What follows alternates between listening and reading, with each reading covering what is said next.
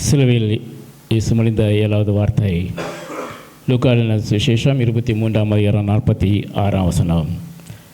இயேசு, பிதாவே, உம்முடைய கையில் என் ஆவியை ஒப்புவிக்கிறேன் என்று மகா சத்தமாய் கூப்பிட்டு சொன்னார். இப்படி சொல்லி ஜீவனை விட்டார். ஒரு நிமிடம் கண்களை மூலமா. நல்ல பிதாவே, நன்மையானதுக்காக நன்றி ராஜா. ரட்சிப்பின் திட்டத்தை கர்த்தாவே முக்குமான இயேசு கிறிஸ்துவின் மூலமாக கல்வாரி சிலுவையிலே 2000 ஆண்டுகளுக்கு முன்பாக கர்த்தாவை நீங்கள் நிறைவேற்றினீங்க ராஜா. முக்குமான இயேசு கிறிஸ்து கல்வாரி சிலுவையிலே அகோர வேதனை மத்தியிலே தூங்கிக் கொண்டிருக்கும்போது முடிந்தது 7வது வார்த்தையை தியானிப்பதற்கு எங்களுடைய இருதயத்தை ஒருமுகப்படுத்துங்கப்பா. அதுக்கு பிற ஜீவன வல்லமில்ல வார்த்தைகள் எங்கள் ஒவ்வொருடைய வாழ்க்கையிலும் கர்த்தாவே 100 மடங்கு பலம் தர எங்களுக்கு கிருபை தாங்க. ஸ்தலத்தை எங்கள் எங்களுடைய கருத்தில் கொடுக்கிறோம். துதிக்க நம்ம எல்லாவற்றையும் செலுத்துகிறோம். இயேசு கிறிஸ்துவின் நாமத்தினால் ஜெபிக்கும் நல்ல பிதாவே, ஆமேன் ஆமேன். இயேசு, பிதாவே, உம்முடைய கையில் என் ஆவியை ஒப்புவிக்கிறேன் என்று மகா சத்தமாய் கூப்பிட்டு சொன்னார். இப்படி சொல்லி ஜீவனை விட்டார். நம்முடைய கர்த்தராகிய இயேசு கிறிஸ்து கல்வாரி சிலுவையிலே இந்த 7வது வார்த்தையை உரைத்த போது அவருடைய இருதயத்திலே என்ன இருந்தது என்பதை குறித்தோம். இயேசு கிறிஸ்து சிலுவையில் முடிந்த இந்த 7வது வார்த்தையிலிருந்து நாம் கற்றுக்கொள்ள வேண்டிய பாடங்கள் தான் எவை என்பதை குறித்து வேதத்தின் அடிப்படையில் கற்றுக்கொள்ள பரிசுத்த ஆவியானவர் என்று உதவி செய்வாராக. முதலாவதாக நம்முடைய கர்த்தராகிய இயேசு கிறிஸ்து அந்த 7வது வார்த்தையை உரைத்த போது அவருடைய மனதில் என்னதான் இருந்தது? பிதாவாகிய தேவனிடம் முழுமையாக சரணடைந்து அவர் மீது அந்த நம்பிக்கையை வைத்த அந்த இருதயத்தை நாம் பார்க்க முடியும். 22 லூக்கா 22:42 பார்க்கிறோம். பிதாவே, உமக்கு சித்தமானால் இந்த பாத்திரம் என்னை விட்டு நீங்கும்படி செய்யும், ஆயினும் என்னுடைய சித்தத்தின்படி இல்லை, உம்முடைய சித்தத்தின்படி ஆக்காடுவது என்று ஜெபம் பண்ணினார் அல்லவா அந்த கெத்சமனே தோட்டத்திலே. முழுமையாக தேவனை நம்பி தனது ஜீவனையை தன்னை ஆவியை அவருடைய கையிலே ஒப்படைப்பதிலிருந்து நாம் அவர் எவ்வளவு விதமாக தன்னுடைய பிதாவின் மேலே அந்த முழுமையான அந்த நம்பிக்கை வைத்திருந்தார் என்பதை நாம் பார்க்க முடியும். அதுதான் அப்போஸ்தலர் பவுல் பிலிப்பியருக்கு எழுதும்போது பிலிப்பியர் 2:6-8 வரை பார்க்கிறோம். அவர் தேவனுடைய ரூபமாக இருந்தும் தேவனுக்கு சமமாக இருப்பதை கொள்ளை பொருளாக எண்ணாமல் தாமே அவர் வெறுமையாக்கி அடிமையின் ரூபம் எடுத்து மனுஷ சாயலானார். அவர் மனுஷ ரூபமாய் காணப்பட்டு மரண பரியந்தம் அதாவது சிலுவையின் மரண பரியந்தமும் அவர் கீழ்ப்படிந்தவராகி தாமே தாழ்த்தினார். எவ்வளோ அகோர விதமான சோதனையிலும் அந்த பாடுகள் மத்தியிலும் தம்மை முழுவதுமாக சிலுவையின் மரண பரியந்தமும் அவர் தம்மை பிதாவிற்கு அவர் தாழ்த்தினதை நாம் பார்க்க முடியும். அதே போல் நம்முடைய வாழ்க்கையும் நாம் தேவனிடத்திலே கடைசி மட்டும் இந்த உலக வாழ்க்கையை முடிக்கிற வரைக்கும் நாம் அவரே நம்பி நாம் வாழ நாம் அழைக்கப்படுகிறோம்.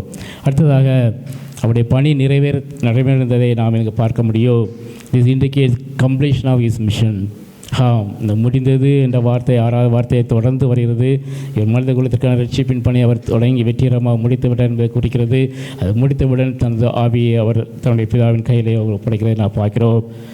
அதை அவருடைய ஊழியத்திலே நாம் பார்க்க முடியும். எப்பொழுதெல்லாம் அவர் இதை பற்றி குறிப்பிட்டார் என்பதை யோவான் 17:4 பார்க்க முடியும். Gospel according to St. John 17:4-12.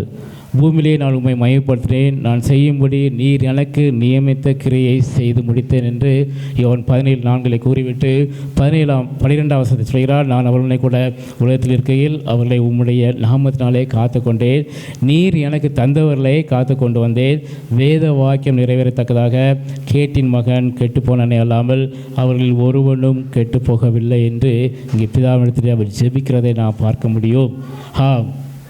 தேவன் அவர் கையில் கொடுத்த ஒவ்வொரு ஆத்மாவையும் அவர் காத்து கொண்டு வருகிறார். ஒருவனும் கெட்டுப்போக அவர் விடுவதே இல்லை. யோவான் 4:34 பார்க்கிறோம். இயேசு சீஷர்களை நோக்கி, நான் என்னுடைய அடிப்படையுடைய சித்தத்தின்படி செய்து அவருடைய கிரியை முடிப்பதே என்னுடைய போஜனமாக இருக்கிறது என்று சொல்கிறார். ஒவ்வொரு நாள் அவருடைய வாழ்க்கையை நாம் பார்க்கும் பொழுது பிதாவின் சித்தத்தை எப்படியாவது நிறைவேற்ற வேண்டும் என்று கடைசி வரைக்கும் அவருடைய அது போஜனமாக இருக்கிறது என்பதை குறிப்பதை நாம் பார்க்கிறோம். எபிரேயர் 10:12-16 பார்க்கிறேன். எவரோ பாவங்களுக்காக ஒரே பலியை செலுத்தி என்றென்றைக்கும் தேவனுடைய வலதுபாசத்திலே அவர் உட்கார்ந்து இனி தம்முடைய சத்துருக்களை தமது பாதபடி போடும் வரைக்கும் காத்து கொண்டிருக்கிறார். 2வது வருகையிலே அதை நடத்தி முடிக்கப் போகிறார். ஏனெனில் பரிசுத்தமாக்கப்படுகிறவர்களை ஒரே பலியினாலே அவர் என்றென்றைக்கும் பூரணப்படுத்தியும் இருக்கிறார். தம்முடைய கல்வாரி சிலுவையிலே நம்ம சரீரத்தை அவர் ஒரே தரம் பலியிட்டு அந்த பரிசுத்தமான வாழ்க்கையை நாம் கொடுத்து நாம் இப்பொழுது அவரை விசுவாசித்து சொந்த ரட்சகரை ஏற்றுக்கொண்டோமோ நம்மை பரிசுத்தமாக்கி பூரணப்படுத்திருக்கிறார் என்பதை மறந்து போக வேண்டாம். ஆகையால் தான் இதை செய்து முடித்தவுடன் அவர் சொல்கிறார், யோவான் 19:30 பார்த்தோமல்லவா, காடியை வாங்கின பின்பு முடிந்தது என்று சொல்லி தலையை சாய்த்து அவர் ஆவியை ஒப்பு கொடுக்கிறத பார்க்கிறோம். அடுத்ததாக இன்றைக்கு ஃபுல்ஃபில்மெண்ட் ஆஃப் ஸ்கிரிப்சர் சங்கீதம் 30 சொல்லும்பொழுது அவருடைய வார்த்தை, அவருடைய இருதயம் சங்கீதம் 31:5 குறிப்பதாக இருந்து, உங்கள் கையில் என் ஆவியை ஒப்புவிக்கிறேன், சத்தியபரனாய் கர்த்தாவே நீர் என்னை மீட்டு கொண்டீர் என்று அங்கே சங்கீதக்காரர் 31:5 சொல்வது போல அதை நினைத்தவராக இங்கே மேற்கோள் காட்டுகளை நாம் பார்க்க முடியும்.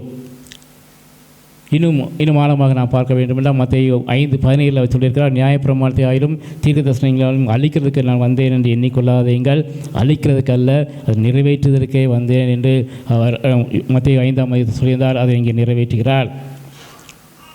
லூக்கா 24:44 பார்க்கிறோம், அவளை நோக்கி மோசே நியாயப்பிரமாணத்தை தீர்க்கதரிசன ஆகமங்களிலும் சங்கீதங்களிலும் என்னை குறித்து எழுதியிருக்கிறதெல்லாம் நிறைவேற்ற வேண்டியதாக இருக்கிறது. நான் உங்களோடு இருந்தபோது உங்களுக்கு சொல்லிக் கொடுத்து வந்த விசேஷங்கள் இவைகளை என்று அவர் மரித்து உயிர் தெழுந்த பிறகு அந்த ஏமானவர் சீஷருக்கு போகும்போது அந்த சீஷர்களோடு அவர் பேசி கொண்டு போகும்போது சொல்லியதை நான் பார்க்கிறோம். இவ்வாறாக தமது வாழ்க்கையிலே தேவன் கொடுத்த அந்த பணியை முழுவதுமாக அவர் நிறைவேற்றி கொண்டு வந்தார். வேதத்தில் சொல்லப்பட்ட ஒவ்வொரு அவரை குறித்து சொல்லப்பட்ட எல்லாவற்றையும் அவர் நிறைவேற்றுவராக இருந்தார். அடுத்ததாக this indicates victory over death, மரணத்தின் மீதான அந்த வெற்றியை அது குறிக்கிறதாக இருக்கிறது. யோவான் 10:17-18 வர பார்க்கிறோம், நான் என் ஜீவனை மறுபடியும் அடைந்து கொள்வதற்கு அதை கொடுக்கிறபடினால் பிதா என்னில் அன்பாக இருக்கிறார். ஒருவனும் அதை என்னிடத்திலிருந்து எடுத்துக்கொள்ள மாட்டான், ஒருவனும் என்னுடைய ஜீவனை என்னிடத்திலிருந்து எடுத்துக்கொள்ள மாட்டான். நானே அதை கொடுக்கிறேன், அதை கொடுக்கவும் எனக்கு அதிகாரம் உண்டு, அதை மறுபடியும் எடுத்துக்கொள்ளவும் எனக்கு அதிகாரம் உண்டு. இந்த கட்டளையை என் பிதாவினிடத்திலே பெற்றுக்கொண்டேன் என்று இங்கே சீஷரிடத்திலே அவர் சொல்வதை பார்க்கிறோம். அதை தான் அவர் அங்கே செய்து முடித்தார். யோவான் 10:11 நானே நல்ல மேய்ப்பன் ஆடுகளுக்காக தன் ஜீவனை கொடுக்கிறான். நமக்காக தம்முடைய ஜீவனை ஜீவ பலியாக கல்வாரி சிலுவையிலே கொடுத்து நம்மை இந்த பாவ சேற்றிலிருந்து மீட்டு கொண்டு நித்திய ஜீவனை கொடுத்து அவரோடு கூட அரசாளுகிறார், அவரோடு கூட வாசம் செய்கிற அந்த புதிய வாழ்க்கையை கொடுப்பதற்காக கல்வாரியில் அவர் செய்து முடித்து விட்டு தான் சொல்கிறார், தன்னுடைய ஆவியை பிதாவின் கையிலே அவர் ஒப்படைக்கிறதை பார்க்கிறோம். இன்னும் யோவான் 2:19-21 பார்க்கிறோம், இயேசுவில் பிரயோஜனமாக இந்த ஆலயத்தை இடித்து போடுங்கள், 3 நாளைக்குள்ளே இதை எழுப்புவேன் என்று அங்கே சொல்கிறதை பார்க்கிறோம். தம்முடைய சரீரத்தை குறித்து அவர் சொன்னதை பார்க்கிறோம், அவருடைய உயிர்த்தெழுதலை குறித்து அவர் சொன்னதை பார்க்கிறோம். 21 பார்க்கிறோம், அவரோ தம்முடைய சரீரமாகிய ஆலயத்தை குறித்து பேசினார் என்று அங்கு குறிப்பிடப்பட்டிருக்கிறது. அதே தான் யோவான் அங்கே வெளிப்படுத்தும் விஷயம் எழுதும்போது 1:8 அவருடைய அந்த காட்சியை அங்கே எழுதுகிறான், மரித்தேன் ஆனாலும் இதோ சதாகாலையில் உயிரோடு இருக்கிறேன். ஹல்லேலூயா, ஆமென். நான் மரணத்திற்கும் பாதாளத்திற்கும் திறவுகளை உடையவராக இருக்கிறேன். மரித்தேன் ஆனாலும் சதாகாலையில் உயிரோடு இருக்கிறது. நம்முடைய கர்த்தராகிய இயேசு கிறிஸ்து நம்மோடு கூட அவர் பயணிக்கிறார், மறந்து போக வேண்டாம். அந்த உலக வாழ்க்கையிலே எத்தனையோ விதமான கஷ்டங்கள், போராட்டங்கள், பிசாசின் தந்திரங்கள் எல்லாம் நமக்கு வரும் பலவீனங்கள் எல்லாம் வந்தாலும் நம்முடைய கர்த்தராகிய இயேசு கிறிஸ்து மரணத்தை ஜெயித்த நம்முடைய கர்த்தராகிய இயேசு கிறிஸ்து நம்மோடு கூட இருக்கிறார் என்பதை மறந்து போக வேண்டாம். அடுத்ததாக இன்றைக்கு ரீயூனியன் வித் த ஃபாதர், இது பிதாவுடன் மறு இணைப்பை அது குறிக்கிறதாக இருக்கிறது. எபிரேயர் 12 பார்க்குறோம், இயேசு தமக்கு முன் வைத்திருந்த அந்த சந்தோஷத்தின் பொருட்டு அவமானத்தை எண்ணாமல் சிலுவையை சகித்து தேவனுடைய சிங்காசனத்தின் வலது பாசத்திலே அவர் வீற்றிருக்கிறார். கல்வாரி சிலுவையிலே எல்லாவற்றையும் செய்து முடித்து பரிசுத்தமான வாழ்க்கையை வாழ்ந்து பரிசுத்தமுள்ள இரத்தத்தை சிந்தி எல்லாவற்றையும் அவர் செய்து முடித்து பிதாவின் கையிலே தன்னுடைய ஜீவனை ஒப்படைக்கிறார். அவர் ஒப்படைத்த அந்த ஜீவ பலியை பிதாவாய் தேவன் முகர்ந்து பார்த்து, சுகந்த வாசனையாக முகர்ந்து பார்த்து, ஹல்லேலூயா, உங்களையும் என்னையும் அவர் ரட்சித்து தம்மோடு கூட வாழ வைப்பதற்காக தன்னுடைய குமாரனாகிய இயேசு கிறிஸ்துவை உருவில் அவர் எழுப்பினார். 3 நாள் எல்லா நாமத்துக்கும் மேற்பட்ட நாமத்தை கொடுக்கிறார். வானத்தில் உள்ள நாமங்கள், பூமியில் நாமங்கள், பூமியின் கீழ் நாமங்கள் எல்லாவற்றுக்கும் மேலாக கொடுத்து வலது பாசத்திலே தம்மோடு கூட அரசாளுகிற கிருபையை பிதாவாய் தேவன் அவருடைய குமாரனாகிய இயேசு கிறிஸ்துவுக்கு கொடுத்திருக்கிறார். ஹல்லேலூயா, அதை மறந்து போக வேண்டாம். It indicates reunion with the father. அதுதான் அந்த யோவான் 17 அந்த ஜெபத்திலே பார்க்க முடியும். 17 அதிகாரத்தில் ஜெபத்திலே 24 வசனத்தை பார்க்கிறோம். பிதாவே, உலகம் தோன்றுவதற்கு முன் நீர் என்னில் அன்பாயிருந்தபடினால், உலகம் எல்லாம் தோன்றுவதற்கு முன்பதாகவே பிதாவாகிய தேவன் குமாரனாகிய இயேசுவின் இடத்திலே அவர் அன்பாயிருந்தபடினால், நீர் எனக்கு தந்த என்னுடைய மகிமையை நீர் எனக்கு தந்தவர்கள் காணும்படியாக நான் எங்கே இருக்கிறேனோ அங்கே அவர்கள் என்னென்ன கூட இருக்க விரும்புகிறேன் என்று அவர் ஜெபிக்கிறதை பார்க்கிறோம். இந்த உலக ஜீவியத்தை முடித்துவிட்டு நான் உம்மோடு கூட வரும்பொழுது நான் எங்கே இருக்கிறேனோ அங்கே நீர் எனக்கு கொடுத்த ஒவ்வொரு பிள்ளையும் என்னோடு கூட இருக்க வேண்டும் என்று அங்கே 17 யோவான் 17 அதிகாரத்தை ஜெபிக்கிறதை நாம் பார்க்கிறோம். பிதாவாகிய தேவன் அதை நிறைவேற்றுகிறார். 2ஆம் வருகையில் அவர் வரும்போது அந்த பிள்ளைகளாகிய நம்மை அவர் அணைத்து கொண்டு போகும்போது அவர்களோடு கூட இருந்து நாம் அரசாளுகிற அந்த பாக்கியத்தை அவர் கொடுக்க போகிறார். மறந்து போகாதீர்கள். சங்கீதக்காரன் 16 அதிகாரம் 11 இவ்வாறு சொல்கிறான், ஜீவ மார்க்கத்தை எனக்கு தெரியப்படுத்துவேன், உங்களுடைய சமூகத்திலே பரிபூர்ண ஆனந்தமோ உங்களுடைய வலது பாசத்திலே நித்திய பேரின்பம் உண்டு என்று அங்கே சங்கீதக்காரன் சொல்வதை பார்க்கிறோம். ஆம், அவருடைய சமூகத்திலே அந்த நித்திய ஆனந்தத்தை அந்த அவர்களோடு நான் வாழும் பொழுது பரிபூர்ண ஆனந்தம் உங்களுடைய வலது பாசத்தில் நித்திய பேரின்பம் உண்டு என்பதை நாம் ருசித்து பார்க்க முடியும். அதைத்தான் ஏசாயா 53:11 வசனத்தை பார்க்கிறோம். அவர் தமது ஆத்தும வருத்தத்தின் பலனை கண்டு திருப்தியாவார். ஹல்லேலூயா. என் தாசனாகிய நீதிபரர் தம்மை பற்றும் அறிவினாலே அநேகரை நீதிமான்களாக்குவார். அவருடைய அக்கிரமங்களை தாமே அவர் சுமந்து கொள்வார் என்று பார்க்கிறோம். அடுத்ததாக மொழிந்த அந்த 7வது வார்த்தை மூலமாக நாம் கற்றுக்கொள்ள வேண்டிய பாடங்கள் என்ன? We have to submit ourselves fully, complete surrender, complete submission. வேதனை தரும் அந்த மரணத்தை எதிர்கொள்ளும் போதும் எல்லா நிகழ்வுகளும் மீதும் தேவனின் கட்டுப்பாட்டை அவர் ஏற்றுக்கொண்டு தமது வாழ்க்கையை அவரிடம் ஒப்படைப்பதை தமது இறுதி பதிலாக இருக்க வேண்டும்.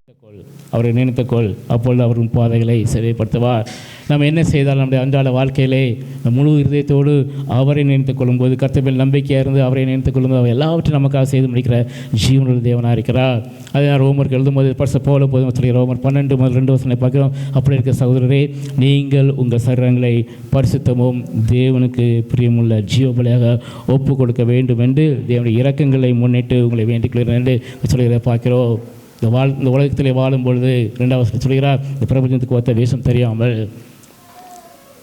இந்த உலகத்துக்கு ஒத்த வேஷம் தெரியாமல் தேவனுடைய நன்மை, பிரியம், பரிபூர்ண சித்தம், தேவனுடைய நன்மை, பிரியம், அவருக்கு என்ன நன்மை, நமக்கு என்ன நன்மை வைத்திருக்கார் என்பதையும், அவருடைய பிரியம் என்ன, அவருடைய பரிபூர்ண சித்தம் என்ன என்பதை பகுத்தறியத்தக்கதாக உங்களுடைய மனம் புதிதானாலே மறுரூபமாங்கள். அவர் நம்மை அப்படியே மாற்றிக்கொண்டே வருவார். நமக்குள் வாசம் செய்கிற பரிசுத்த ஆவியானவர் நம்மை ஒவ்வொரு நாளும் நாம் கடந்து செய்கிற பாடல்களின் மத்தியிலே, நாம் கடந்து செய்த வாழ்க்கையின் மத்தியிலே ஒவ்வொரு நாளும் அவர் நம்மை கிறிஸ்துவை போல மாற்றிக்கொண்டு வருகிறார் என்பதை மறந்து போகாதீர்கள்.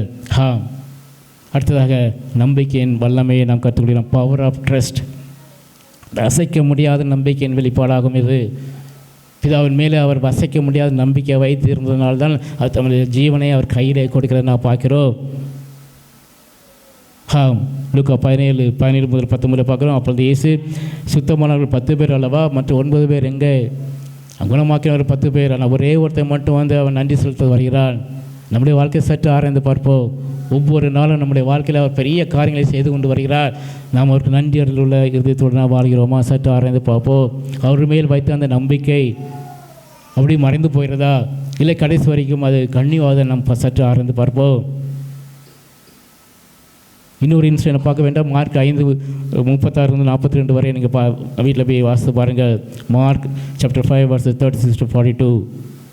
அங்கே ஜெப ஆலய தலைவண்டியை நோக்கி பயப்படாத விசுவாசம் உள்ளவனாயிருந்து என்று கூட்டிக் கொண்டு வருகிறார். வரும்போது மகள் இறந்து விட்டாள். அப்பொழுது எல்லாரும் சிரிக்கிறாங்க. அங்கே அவர் உயிரோடு எழுப்புகிறார். அப்போவும் என்ன சொல்கிறார்?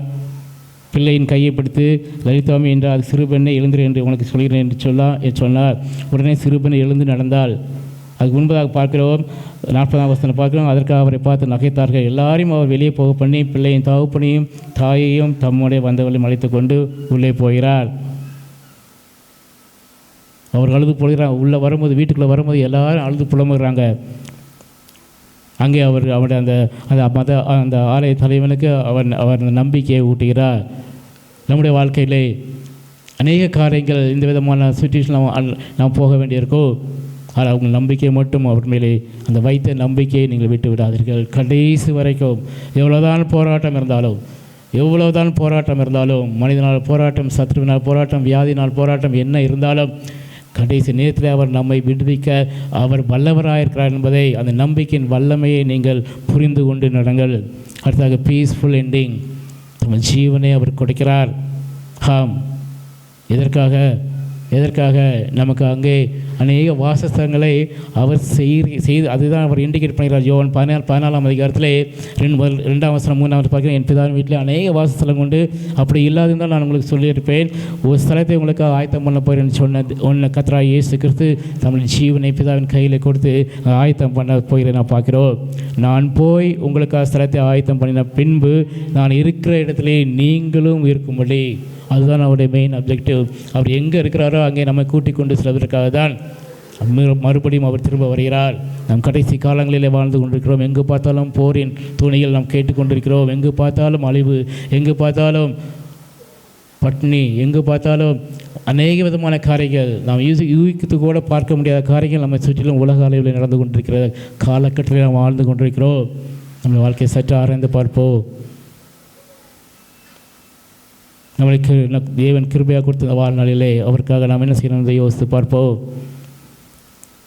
ஆகையால் நான் பரிசுத்த பவுல் அப்போஸ்தலன் பிலிப்பியர் 2:1-21 பார்க்குறேன். நான் ஒன்றில் வெட்க போட்டு போகாமல் எப்பொழுதும் போல இப்பொழுதும் மிகுந்த தைரியத்தோடு ஜீவனாயிலும் சாவினாயிலும் கிறிஸ்து என் சரீரத்தினாலே மகிமைப்படுவார் என்று எனக்கு உண்டாயிருக்கிற அந்த வாஞ்சை நம்பிக்கையும் தக்கதாய் அப்படியே முடியும். கிறிஸ்து எனக்கு ஜீவன், சாவு எனக்கு ஆதாயம் என்று இந்த சாவை குறித்தான அந்த பயத்தை எடுத்து போடுறதை நான் இங்கே பார்க்க முடியும்.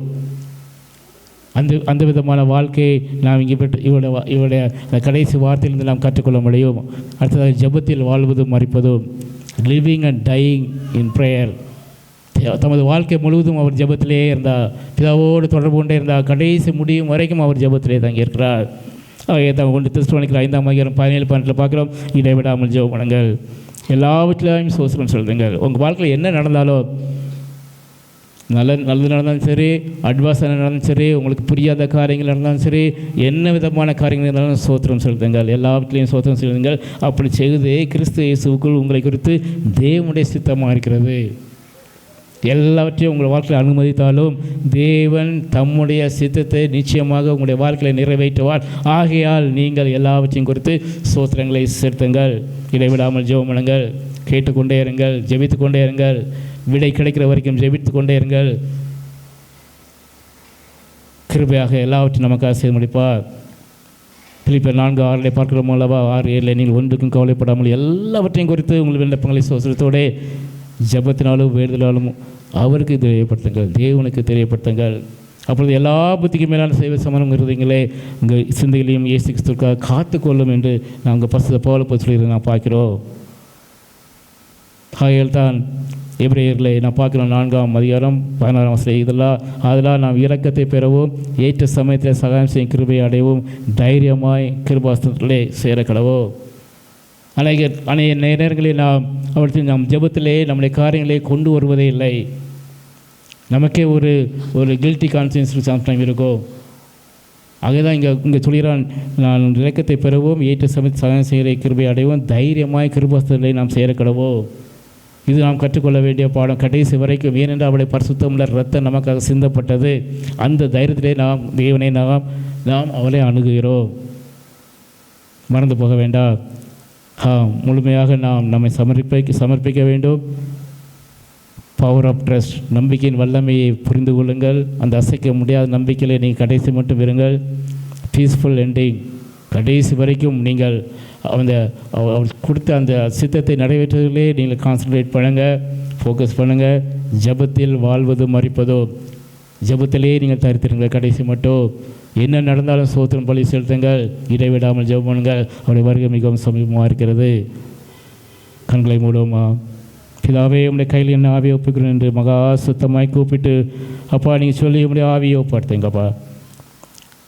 சொன்ன இந்த கடைசி வார்த்தை மூலமாக கர்த்தாவே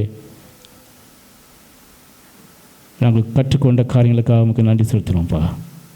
பிதாவின் மேலே நீங்கள் வைத்த அந்த அசைக்க முடியாத நம்பிக்கை, பிதாவோடு கர்த்தாவே நீங்கள் முதலிலிருந்து கடைசி வரைக்கும் ஜெபத்திலே இருந்தீங்கப்பா. சித்தத்தை முழுவதுமாக செய்து முடித்தீங்கப்பா. எல்லாவற்றையும் முடித்து விட்டு அந்த ரட்சிப்பின் திட்டத்தை பர்ஃபெக்டாக முடித்து விட்டு முடிந்தது என்று சொல்லி உங்களுடைய ஜீவனை பிதாவின் கையில் நீங்கள் ஒப்படைத்தீங்கப்பா. நாங்களும் கர்த்தாவே இந்த உலக வாழ்க்கையில் கர்த்தாவே எங்களுக்கென்று நீங்கள் கொடுத்த திட்டங்களை கர்த்தாவே உண்மையோடும் உத்தமத்தோடும் கர்த்தாவே நாங்கள் செய்து முடிக்க கிருபை எங்களுக்கு கொடுங்கப்பா. அநேக நேரங்களில் கர்த்தாவே அதற்கு வரைய தடைகளெல்லாம் உண்டு ராஜா. எல்லாவற்றையும் எடுத்து போடுங்கப்பா. கடைசி மட்டும் உமக்காக எங்களுக்கு நியமிக்கப்பட்ட அந்த விசுவாச ஓட்டத்திலே என்னுடைய கண்மலையாக கிறிஸ்துவிலே பதித்தவளாக ஓட கிருபை செய்யுங்கப்பா. சிலத்திங்க தேவனுடைய கருத்தில் கொடுக்கணும். துதி கனமே எல்லாவற்றையும் சேர்த்துறோம். இயேசு கிறிஸ்துவின் நாமத்தில் நல்ல பிதாவே. ஆமென், ஆமென்.